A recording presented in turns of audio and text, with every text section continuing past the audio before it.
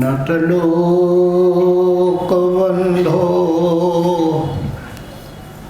कारुण्यसिन्धो पतितं भवाब्धौ मामुद्धरात्मीय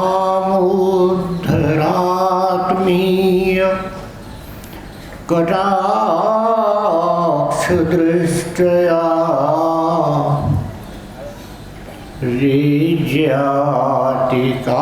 ऋज्यातिकारुण्य सुधाभिवृष्टया।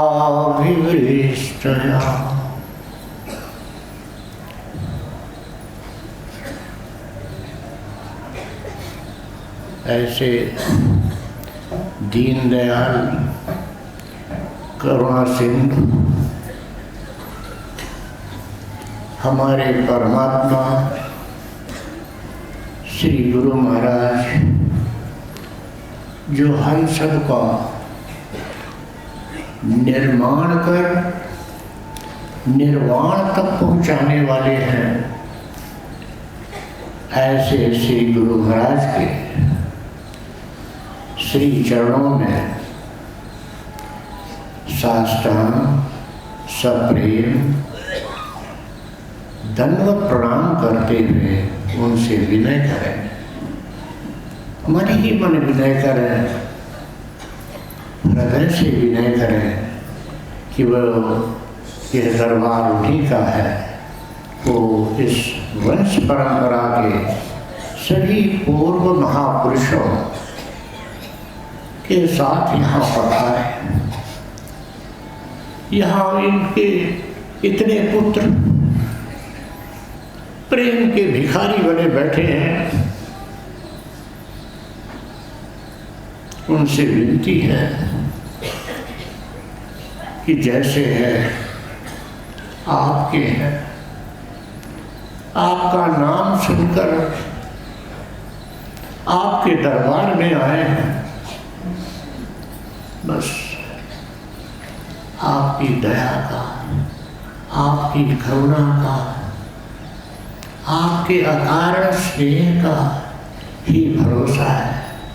बारंबार श्री चरणों में हम सब भाई बहन विनती करते हैं।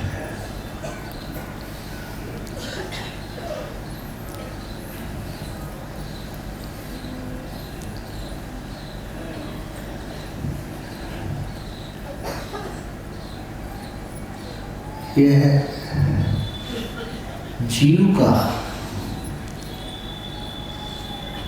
जीव की यात्रा है। हम सब जीव और अखिल ब्रह्मांड के जीव सभी यात्री हैं। यह शरीर उस यात्रा का एक साधन है। बहुत सुना है मनुष्य जीवन की बड़ाई के बारे में, जो सच भी है, जो सत्य भी है। इस यात्रा में एक चाहना है सबकी, यह यात्रा शांति से संपन्न हो, प्रेम और सद्व्यवहार से संपन्न हो। यह यात्रा अपने उस लक्ष्य को पा जाए, लेकिन प्रेम, सद्व्यवहार और शांति के साथ। अब यह हमारे जीवन में कैसे आए? क्या कहा जाए गुरु महाराज की करुणा को? उन्होंने जो हमें साधना दी है, जो पुराने भाई सभी वर्षों से करते आ रहे हैं, जो नए भाई आए हों, कल सायं की, आज प्रातः भी साधना शिविर में वो साधना की। यह एक अद्भुत साधना है। परम भागवत का तो यहाँ तक कहना था कि जिसने इस साधना को समझ लिया पूर्णता के साथ अपने जीवन में उतार लिया, वो मुक्त हो गया। ऐसी है ये साधना जो गुरु महाराज ने हमें दी है, जिसका हम सब अभ्यास करते हैं। संसार में साधनाएं बहुत हैं, अनंत साधनाएं हैं, परंतु हर एक साधना के साथ सत्य यह है कि हर साधना श्रद्धा चाहती है। कोई भी साधना हो, किसी भी देश की हो, हर साधना श्रद्धा चाहती है और विश्वास चाहती है। जो भी हम इस साधना को करें, अपने हृदय में एक गहरी श्रद्धा, एक बहुत ऊंचा विश्वास लिए हुए इस साधना को करें। अब श्रद्धा और विश्वास की कहानी कहाँ तक जाती है? एक संत थे, किसी दूसरे देश में कुछ चर्चा कर रहे थे, ऐसे ही आध्यात्मिक चर्चा। तो उस देश का कुछ भौगोलिक स्थान ऐसा था कि वहाँ अक्सर छोटे मोटे भूचाल आते रहते थे। वो संत अपनी बात कह ही रहे थे, इतने में भूचाल आ गया। तो जितने भी भाई बैठे हुए थे, साधक जिज्ञास, सब भागे।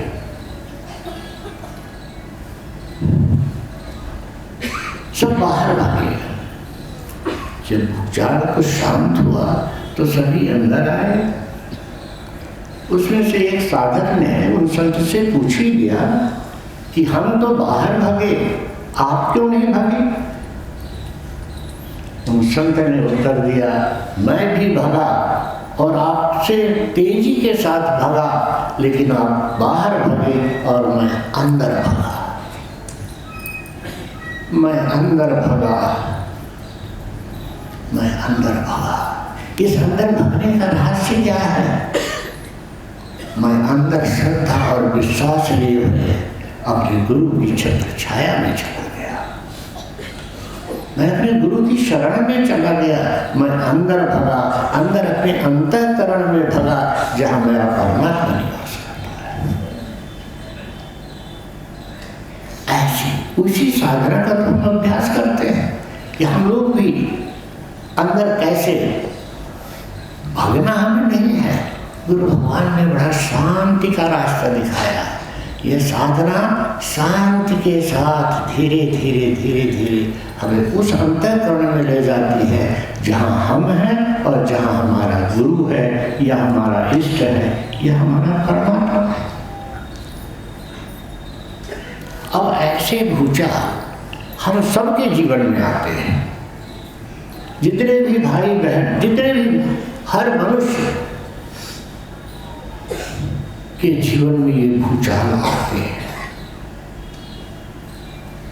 और ये भूचाल होते हैं काम के, ये भूचाल होते हैं क्रोध के, ये भूचाल होते हैं लोभ के, ये भूचाल होते हैं मोह के। और कहाँ तक कहा जाए, सबसे बड़ा भूचाल जो है वो है ईर्ष्या और द्वेष का।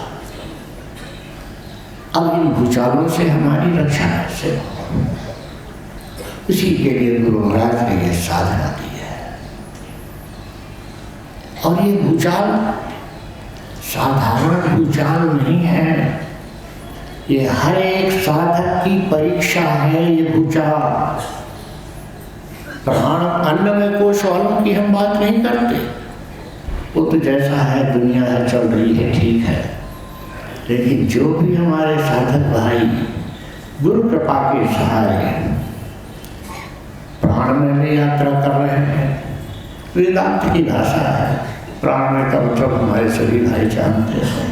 प्राणमय की यात्रा कर रहे हैं या मनोमय में है या विज्ञानमय में है। यहाँ तक कि अगर वो आनंदमय अवस्था में भी है तो भी वहाँ ये भूचाल आते हैं, वहाँ भी ये भूचाल आते हैं। और ये भूचाल हम सब साधकों की व्यक्तिगत साधना है यहाँ की साधना गुरु कृपा के सहारे सामूहिक स्वरूप लिए हुए तो अवश्य, जैसे भी हम सब बैठे हैं, परंतु हम सबको अपने हृदय में झांकना है, अपने हृदय में देखना है।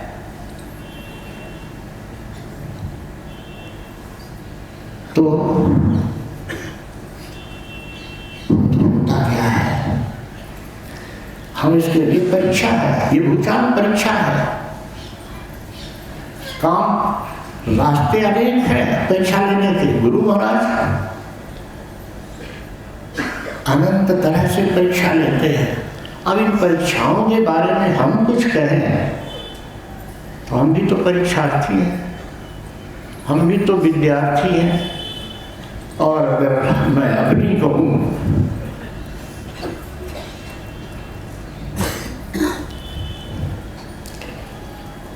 तो मैं तो कीचड़ में लथपथ हुआ, सब तरह से हारा हुआ, साधक भी अपने को कैसे कहूँ, और हाँ इस दरबार का भिखारी हूँ। अब ये परीक्षा कैसे होती है, क्या होती है, मैं अपने शब्दों में नहीं कह सकता। इसलिए मेरे पास एक गुरु महाराज का पत्र है।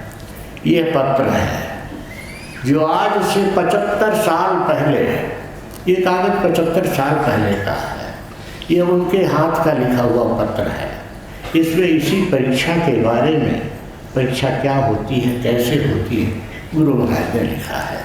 इसमें तारीख भी पड़ी है 8/9/1948। अब 1948 से आज तक जो देख रहे 75 वर्ष होते हैं। ये उनके दस्तखत हैं, ये उनके हैंडराइटिंग है।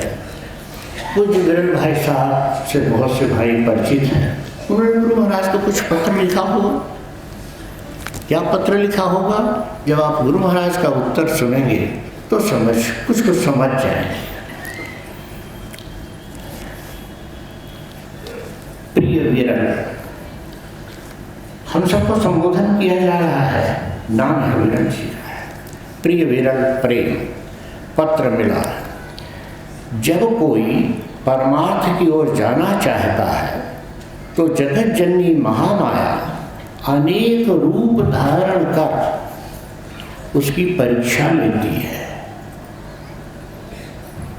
अनेक रूप धारण कर, अब हम अपने शब्द बोल रहे हैं, काम के भी हो सकते हैं, क्रोध रूप हो सकते हैं। अनेक रूप धारण कर उनकी परीक्षा लेती है। वो स्वयं ही सूक्ष्म विचारों के रूप में, सूक्ष्म विचारों के रूप में, कभी स्थूल मूर्तियों के रूप में प्रकट हो उसे छलना चाहती है। जो उन सब भावों में, उन सब रूपों में उसी विश्वेश्वरी को बिना विचलित नहीं होता, उसे सहायता दे पिता के समीप पहुंचा देती है, पिता के समीप पहुंचा देती है। और जो भ्रम में पड़ विचलित हो जाता है उसे नीचे गिरा देती है। जो अंदर और बाहर प्रत्येक कल्पना में, प्रत्येक रूप में उस जगत जननी उसी की झलक देखता है और उसके इस रूप में मोहित न होकर उसे मात्र रूप से प्रणाम करता है, उसे सहायता भी देती है, सहायता भी देती है। वो माँ है, वो सहायता भी देती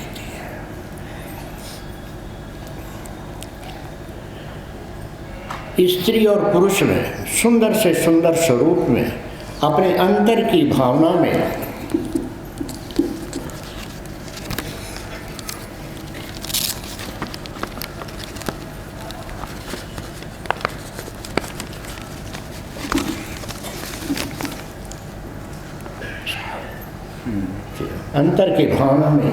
वो एक ही रूप में अनेक रूप धारण कर उसके अनुभव में आती है।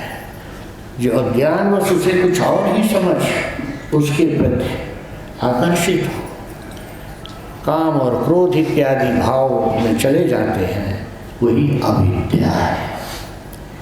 इस आवरण को हटा लेना ही साधना का उद्देश्य है। परीक्षा तो देनी ही होगी। गुरु महाराज कहते हैं परीक्षा तो देनी ही होगी, इस जन्म में तो या अगले जन्म में। इस जन्म जी भाई साहब जैसे ऊंचे सबके प्रेमी हैं, वो लिखते हैं परीक्षा तो देनी ही होगी, चाहे एक जन्म में दो या आगे जन्म में। इससे पीछा छूटेगा नहीं, जैसा उचित हो करना। और इसके नीचे हमारे गुरु महाराज के दस्तखत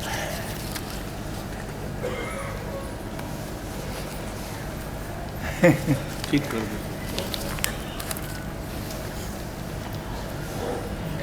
अब गुरु महाराज हमारी परीक्षा लेंगे, ठीक है, मालिक है। लेकिन गुरु महाराज की जब हम विनती करते हैं तो कहते हैं त्वमेव माता। इसमें भी गुरु महाराज जगत जननी की परीक्षा का नाम ले रहे हैं। हम कहते हैं त्वमेव माता। गुरु हमारी माँ है।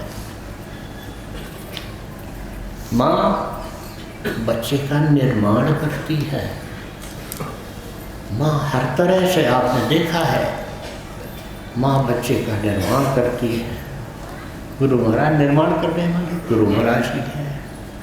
तो बस उनसे जैसा भी एक बिटिया गाना भजन कह रही थी कि किसी ने उसे पाया,